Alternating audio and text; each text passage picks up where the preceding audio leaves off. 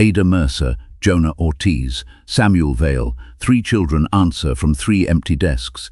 The recording is dated October 14th, 6 years from now. None of those children has been born.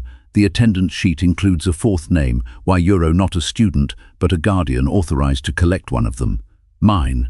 At the end of my first report, I mentioned a second file hidden inside the Bellwether upload. I did not open it immediately. The first transmission had already changed after restoration. Its resident count increased from 18,411 to 18,412, while the copy was isolated from every network. I wanted a second system watching before I touched anything else, so I built one from equipment too old to recognize a wireless signal, an analog monitor, a tape deck, and a computer with no modem. I photographed every step on film. What follows is evidence where the file survives, reconstruction where it does not, and inference only where I say so. The second file is 9 minutes and 17 seconds long. It contains 1 fixed camera angle, a damaged audio track, and 42 frames of a fictional attendance program. Its internal date is October 14th, 6 years from today. That date could have been typed by anyone. The more difficult detail is its checksum euro, a sequence created when a file is finalized. A fragment of the same sequence was embedded in the first broadcast before I opened this one. The files were made together, or each somehow anticipated the other. The camera looks across a classroom with yellow walls and green metal lockers. It matches the school described independently by former Bellwether residents. There is no second floor. There are no exterior windows. A silver bell hangs above the door, surrounded by 17 shallow cuts. 17 student desks face a teacher's table. At first I thought the room was empty. Then the attendance begins. At 2:16, a woman enters carrying a paper ledger. The image never shows her face clearly. A card on the table identifies her as Mara Venn. At exactly 2:17, the school bell sounds once. Venn opens the ledger and reads a name, Ada Mercer. A girl's voice answers, why Euro? Pleasant, why Euro? No one is sitting at the desk. Venn makes a mark on the page and continues. 16 names, 16 voices.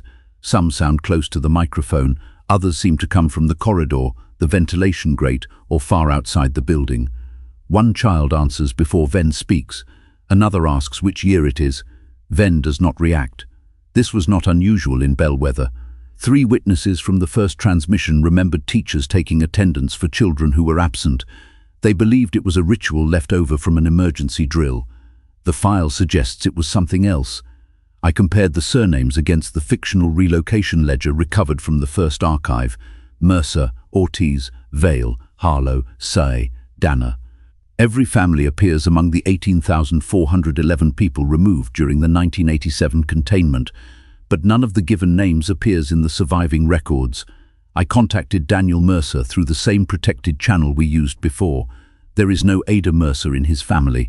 His only sibling has no children, and Daniel told me he never intends to become a parent. Lena Ortiz gave the same answer. No Jonah.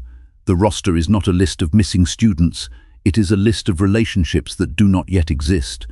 The attendance program marks each child with the letter P. In an ordinary system, that might mean present, but the legend at the bottom of the recovered screen defines 3 states. A, why Euro accounted, .R, why Euro recalled, .P, why provisional. Provisional students have no birth date. Instead, each record contains a source, a photograph, a repeated story, a name considered but never chosen, or a face someone imagined while thinking about the future. Bellwether is not predicting these children. It is assembling possible descendants from memories their families have already created. And when a teacher says one of those names aloud, the child answers, Mara Venn does not appear in any public teaching register. She does appear in one damaged page attributed to the Boundary Survey Authority, the fictional office that managed Bellwether's relocation. In 1987, Venn was 24 and worked in records reconciliation. Her unit reassigned school transcripts, hospital files and property histories to neighboring counties. The official purpose was to give relocated residents ordinary pasts, as Euro pasts that did not lead back to Bellwether. One handwritten note survives beside her initials. A name repeated in the county becomes an address. That sentence changes the meaning of the recording. Venn is not calmly taking attendance. She is controlling it. Listen to the gap after each response. She taps the desk twice before making the P mark. On names where the voice answers from outside the room, she waits longer. On the 12th name, she quietly says, euro before continuing. The program tries to change that student from provisional to recalled. Venn closes the window before it completes. She has done this before. The impossible attendance ritual may have been a containment procedure. Read enough of the list to keep the county's record stable. Refuse enough of it to prevent the record from becoming real. There are 17 student desks in the classroom. After the 17th response, the bell rings again. The camera shifts, not a pan but a break in the image, and an 18th desk appears beside the door.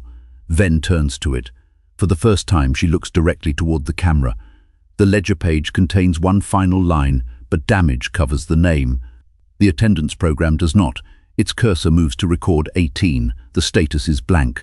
Under SOURCE, it lists the file I restored for the first report. Venn places her hand across the name. No. A voice from the empty desk asks her to continue. You know the rule, Mara. Everyone named must be accounted for. The voice is not a child's. It is assembled from many voices, each beginning a word the next one finishes. Venn looks toward the bell. 17 is a class. 18 is a border. She tears the page in half. For 11 seconds, every student voice speaks at once. Most of it cannot be separated. One sentence can. Put the other half beneath the water.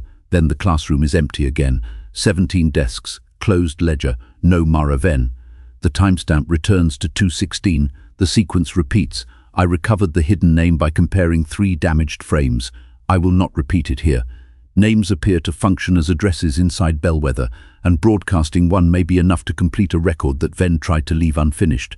But I can describe the entry beneath it. The 18th student has no surname and no projected birth date.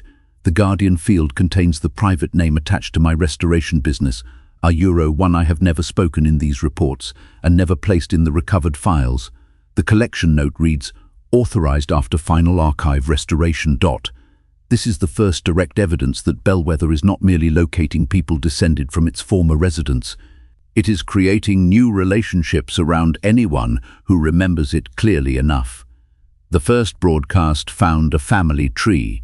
The second is trying to add branches that may explain why the resident count changed after I watched. Exposure does not make someone a former resident, it makes them provisional. For now, I have separated the audio from the image and removed the 18th name from every working copy. The original remains sealed. I do not know whether that is protection or simply another form of attendance. One object was packaged with the school recording, a vehicle data cartridge stamped with the Boundary Survey Authority seal. Its route begins at Vale Tunnel. According to the recorder, the vehicle entered the tunnel in 1987 and exited 3 days ago. I will restore that journey in the next report. This has been an original fictional episode of the Bellwether Transmissions. Names, locations, documents, broadcasts and events were created for narrative entertainment.